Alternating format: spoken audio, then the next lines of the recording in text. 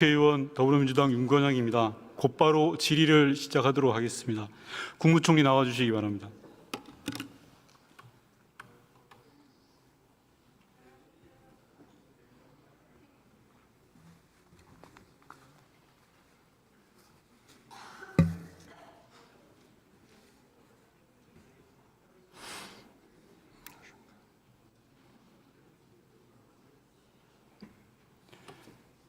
예, 총리님, 세부적인 질의에 들어가기 전에 지금 용산 대통령실 앞에서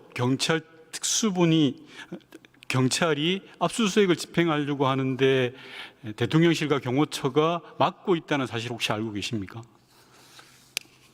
모르고 있습니다. 막아서 되겠습니까?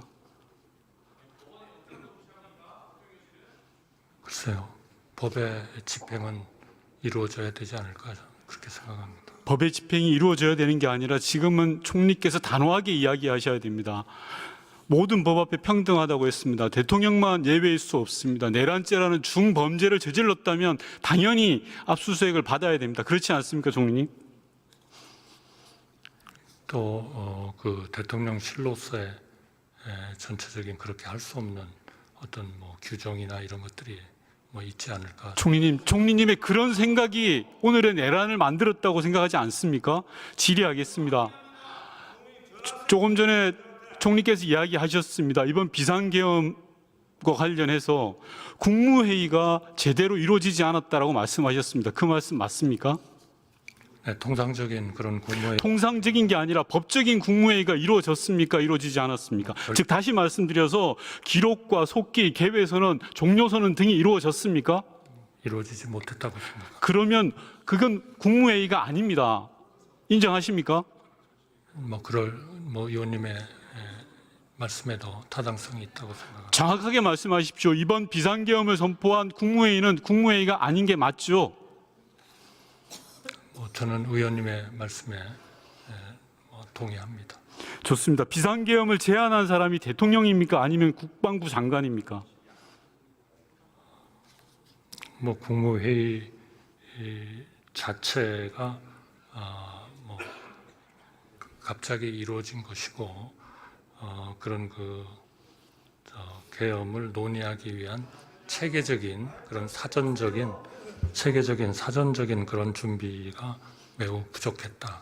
자, 덧붙여서 한 가지 묻겠습니다. 비상계엄 이외에 다른 것이 국무회의에서 논의된 적 있습니까? 즉 그만둔 행정안전부 장관은 계엄사령관을 국무회의에서 논의하지 않았다라고 이야기했습니다.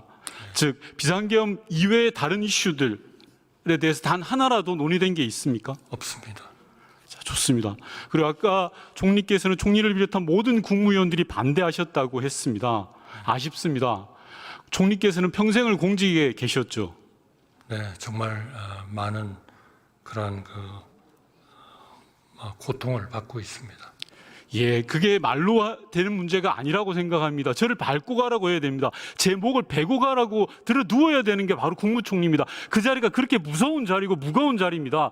뒤쪽에 앉아 계신 국무위원들 마찬가지입니다. 국무위원 배지가 그냥 주는 게 아닙니다. 그런데 지금 여러분들 하시는 모습을 보면 끝나고 나서 잘못했다 그렇게 생각하지 않는다라고 생각합니다. 그래가지고 후배들이 전혀 배울 게 없습니다. 총리 그렇게 생각하지 않습니까? 동의합니다. 총리께서 그리고 모든 국무위원들이 반대한다고 했을 때 윤석열 씨는 내 결단이다, 내가 알아서 하겠다, 그리고 자리를 박차고 나간 게 맞습니까? 박찬 것은 아니고요. 또 대통령님이 어떻게 말씀하셨느냐 하는 것은 그거는 일정한 앞으로의 수사 과정이나 여러 과정을 통해서 말씀하시게 하는 게 그게 저는 맞다고 생각합니다. 좋습니다. 제가 지금 그거를 말씀하시기는 좀 어렵다고 생각합니다. 왜냐하면 상식적이지 않지 않습니까? 총리님, 총리님을 비롯한 10명의 국무위원들이 다 반대를 했습니다. 목을 내 걸고라도 반대를 했다고 이야기하는 사람도 있습니다. 그런데 대통령은 그걸 무시하고 자리를 박차고 나간 겁니다. 그게 상식적입니까? 그게 일국의 대통령의 온당한 자세입니까? 총리님? 저는 그 모든 것은 일정한 그런 수사 과정을 거쳐서 자, 좋습니다. 생각합니다. 총리께서는 국무회의에서 대통령의 계엄 선포를 막지 못한 것에 대해서 지금 후회하고 계십니까? 네, 후회합니다. 다시는 그런 후회를 하지 않았으면 좋겠습니다. 지금부터는 이번 비상계엄이 왜 불법이고 위헌인지 하나하나 따져보겠습니다. PPT를 보면서 보시면 되는데요. 첫 번째로 총리께서는 12.3 내란 사태가 처음부터 끝까지 저는 위헌이라고 생각을 합니다. 이번 비상계엄 선언이 위헌적이고 위법하다는 것에 대해서 동의하십니까? 그러한 문제는 법적으로 넘어가려고 하지 마십시오. 지금 아니. 국무총리 한덕수의 이름으로 묻고 답하시면 됩니다. 제가 이것을 판단하는 것은 좀 어렵다는 말씀을 드립니다. 이것은 공식적인 수사 과정을 거쳐서 저도 피의자로서 이 문제에 대한 수사를 받을 거고요. 또 대통령님도 받으실 거고요. 총리님, 그런 과정을 거쳐서 이 법에 대한 총리님, 조치에 대한 피의자로서 구속되는 게 두려우십니까?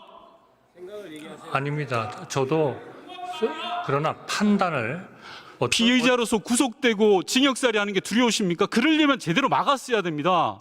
총리님의 생각을 묻는 겁니다. 제가 두려운 것이 좋습니다. 다음 질의하겠습니다. 비상계엄의 상황과 요건입니다.